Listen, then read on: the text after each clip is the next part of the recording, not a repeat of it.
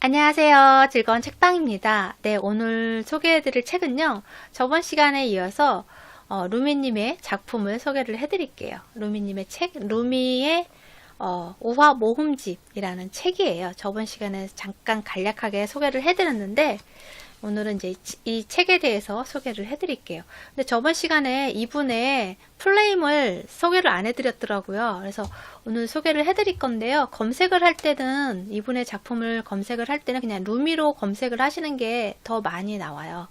왜냐하면 이 풀네임명이 좀 길기도 하지만 조금 이렇게 발음에 따라서 이렇게 다르게 불려지더라고요. 저도 다른 책에서 읽었을 때는 젤랄 루딘이라고 되어 있는데 이 책 그 시집 먼저 소개해드렸던 이 시집에서는 또 다른 이름으로 이렇게 되어 있더라고요. 그래서 일단 이름을 먼저 소개를 해드릴게요. 마울라나 젤랄레딘 루미라고 해요. 마울라나 젤랄레딘 루미. 근데 이제 보통 루미로 검색을 하시면 이분의 책을 검색해서 보실 수 있으세요. 그래서 이 책 루미의 오화 모음집은요, 루미님이 지으셨고요. 그리고 엮은분은 따로 계세요. 엮은분은 아서 숄리라는 분이 이 책을 엮으셨어요. 그리고 번역해서 옮긴 분은 이현주님이 옮기셨는데 이현주님이 이런 영적인 내용이나 아니면 그런 내면의 그런 관련된 그런 내용의 책들을 많이 번역을 하셨어요. 이분이 목사이시기도 하고 신학을 배우시기도 하셔서 그런지 그런 영적인 부분에 관련된 책들을 많이 번역을 하셨고요. 기독교적인 그런 책들도 많이 번역을 하셨고, 그래서 디펙 초프라님의 그 책도 이분이 번역을 하셨고요. 그래서 이분이 의외로 그런 내적 영혼에 대한, 내면에 대한 그런 책들을 많이 번역을 하신 분이시더라고요. 그래서 아무래도 그런 부분을 이해를 해야지 해석도 좀 더 자유롭게 거기에 맞는 적절한 단어를, 문장을 생각해서 번역을 하셨겠죠? 그래서 이 책도 이분이 번역을 하셨더라고요. 그래서 이 책에 대해서 이렇게 말씀을 하세요. 여기 약간 각색된 형태로 수록된 이야기들을 통해서 독자들은 루미의 심오한 작품 세계의 매력을 느껴 한 걸음 들어가 볼 생각이 들 수도 있을 것이다. 하지만 어쨌든 간에 이 이야기들을 한 입에 마구 삼키지는 말기 바란다. 조금씩 한 발짝씩 이야기 속으로 들어가 보시기를. 네. 이 책을 번역하신 그 머리말에 이렇게 들어가 있어요. 이 책을 그냥 한 번에 그냥 쓱 읽고 그냥 마는 것이 아니라 읽고 생각하고 사색하고 그러한 시각으로, 그러한 다가감으로 이 이야기 속으로 들어가야 한다는 거예요. 그만큼 그냥 읽으면 재미도 있고 위트도 있고 반전도 있고 재미도 있고 그러면서도 그 안에 또 지혜가 담겨 있고 그 안에 깨달음도 들어가 있다는 거예요. 그러한 깨달음을 얻길 바라는 마음인 것 같아요. 여기 머리말에 짤막한 이야기가 나오거든요. 그 부분을 먼저 소개를 해드릴게요.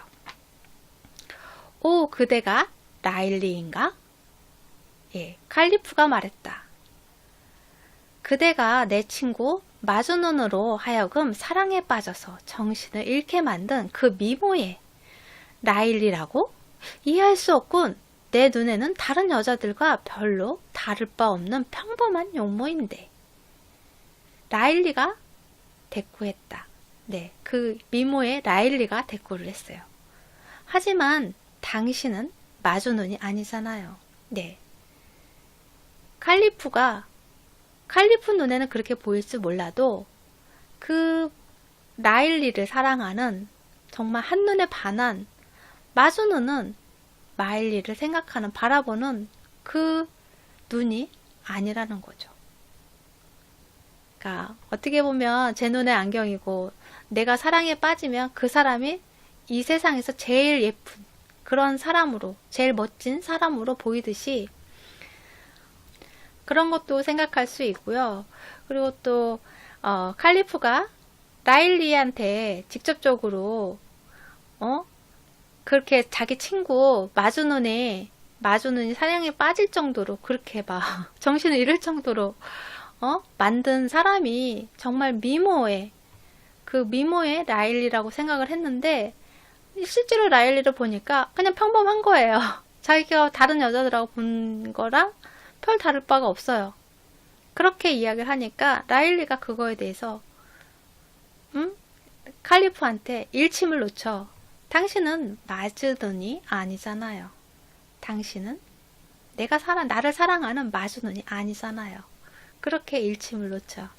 네, 그런 것처럼 약간 재치도 있고 재미도 있지만 또 거기서 오는 그런 생각의 깊이를 사색을 할 수 있는 그런 이야기들로 담겨져 있어요. 그래서 여기서 소제목으로 해서 소주제들이 나와요. 경험에서 배우는 것, 관용과 선물, 꾀로 해결한 어려움, 피할 수 없는 운명, 지혜와 상식, 그리고 또 어리석음에 대해서도 나오고요. 순간의 재치와 앞선 생각, 현명한 판단, 겸손한 자의 지혜, 드러난 사기, 손님 접대, 이렇게 11가지 주제로 해서 거기에 딱 맞는 그런 우화들이 소개가 돼요. 그래서 오늘은 경험으로 배우는 것에서 그 내용 중에 하나를 소개를 해드릴게요. 경험에서 배우는 것이에요. 당나귀 이야기가 나오는데요. 그 당나귀는 어떻게 만족하는 법을 배웠나? 당나귀가 자기 삶에서 어떤 경험을 통해서 내 삶을 만족하는 그런 법을 배웠어요. 그 이야기를 지금부터 소개를 해드릴게요. 밤낮 없이 물통을 나르는 당나귀가 있어요. 정말 복도 치지리도 없다고 생각을 해요. 태산처럼 무거운 짐을 허리가 휘도록 지고 매일매일 왔다 갔다 죽을 힘을 다해 그렇게 일을 해요. 그래서 그렇게 열심히 일하는데 보리를 주는 것이 아니고 보리쌀 근처에는 가보지도 못해요. 가보지도 못하고 꺼끌꺼끌한 보리집이 전부예요. 그 당나귀한테 주어진 것이 보리집을 주는 것이 전부였어요. 그렇게 열심히 일을 했는데 그러면서 주인은 툭하면 막대로 등과 엉덩이를 막 때리는 거예요. 빨리 하라고 그 당나귀한테.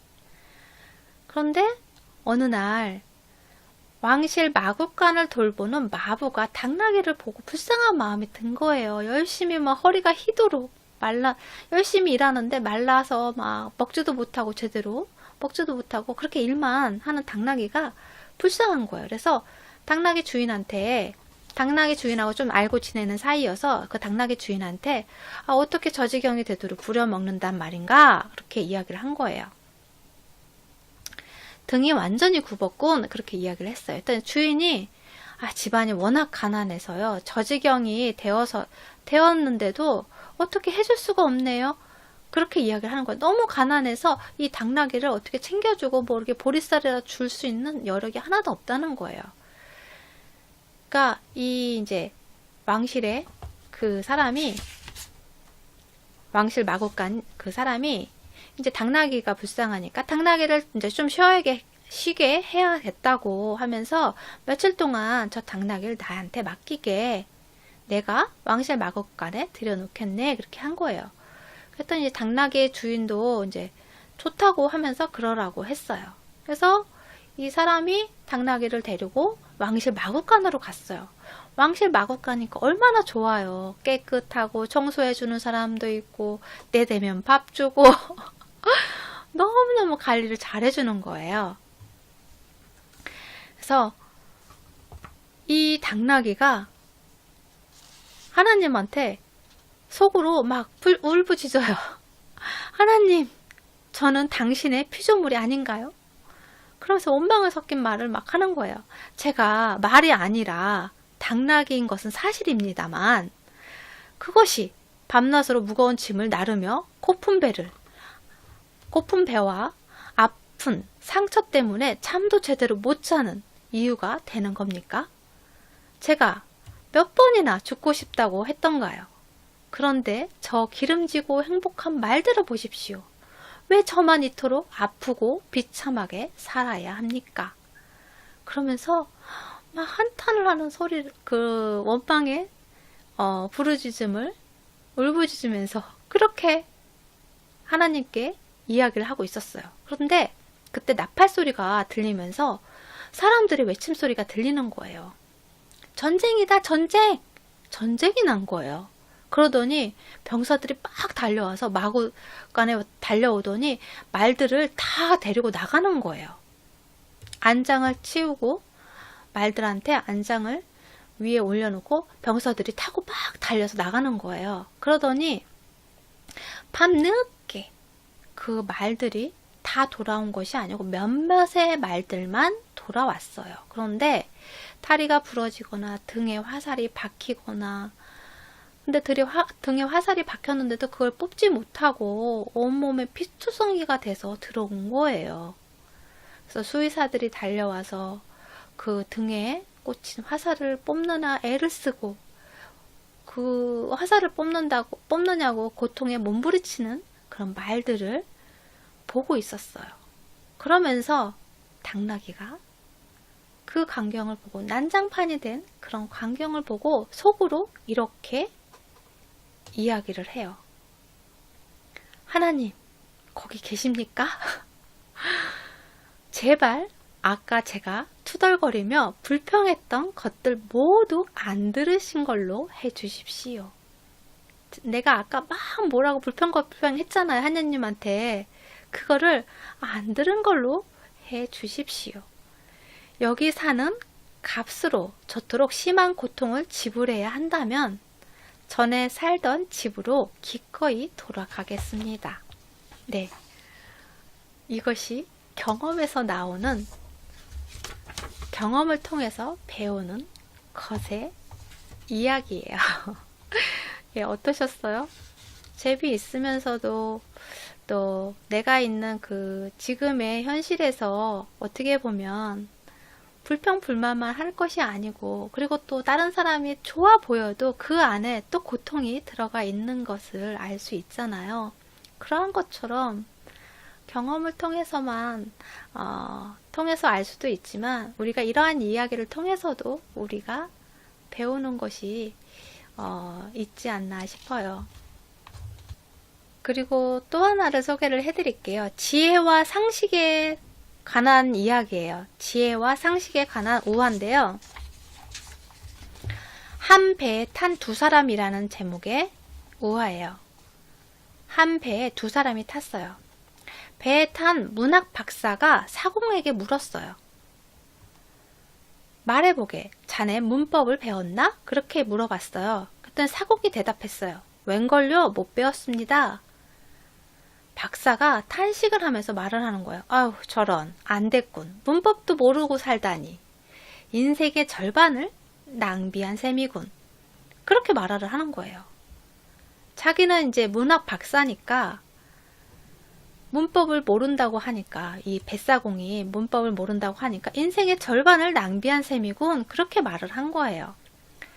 배가 기슭을 떠나고 얼마 뒤 바람이 불고 배가 파도에 휩싸이면서 요동을 쳤어요. 잔잔하던 배가 이제 그런 게 가다 보면 뭐 파도에 의해서 뭐 요동치고 막 이렇게 출렁거리고 그럴 거 아니에요. 그래서 파도에 휩싸이게 되었어요. 그래서 막 요동을 치는 거예요. 작은 배니까. 근데 사공이 큰 소리로 물었어요. 이 문학 박사한테, 박사님, 헤엄치는 법을 배우셨습니까? 그렇게 물었어요. 했더니 박사가 소리쳤어요. 아니, 못 배웠네. 그랬더니 그 뱃사공이 어우 저런 그러는 거죠.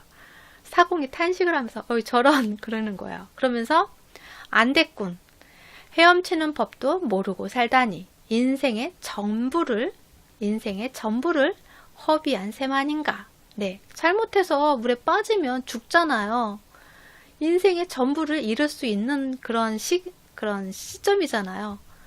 그러니까 사공이 그렇게 이야기를 하죠. 헤엄치는 법도 모르고 살다니 인생의 전부를 허비한 셈이군. 네. 상황에 따라서 어떤 것이 중요하고 어떤 것은 정말 아무것도 아닌 것이 되고 상황에 따라서 이게 변화하잖아요. 그래서 어떤 것이 뭐 제일 중요하다. 어떤 것은 뭐 무시해도 되고 그것을 모른다고 무시해도 되고 어떤 것을 안다고 해서 우러러보고 그런 것이 아니라 다 그 상황마다 그리고 또 그 사람마다 다 아는 것들이 다 소중한 가치가 있고 또 아무리 하찮은 거라 생각이 되어도 그거 그 자체로 또 가치 있는 소중한 지혜고 지식이고 배움이고 그런 거겠죠. 이 이야기를 듣고서도 사람마다 다 느끼는 바가 다 다르듯이 생각하는 그런 뭐 분야도 다를 것이고 그리고 또 느끼는 것도 다 다르리라 생각이 돼요. 그래서 여러분은 어떤 느낌을 받으셨고 어떤 생각이 드시나요? 네, 여러분의 생각을 한번 이야기를 통해서 생각을 한번 정리해 보시는 것도 참 좋은 그것을 통해서 나의 작은 깨달음을 얻을 수 있는 시간이 될 수도 있고요. 또 지혜를 배우는 시간이 될 수도 있겠죠. 여러분은 어떤 느낌을 받으셨나요? 이야기를 통해서 또 내 입장도 있고 상대방 입장도 생각할 줄 아는 그러한 생각을 하게 하는 그런 우화라고 생각이 들어요. 다음에 이 책을 다른 내용을 한 번 더 소개를 해드릴게요. 네, 재밌게 들으셨나요? 네. 구독과 좋아요도 부탁드릴게요. 지금까지 들으셔서 감사합니다. 다음 시간에 또 만나요.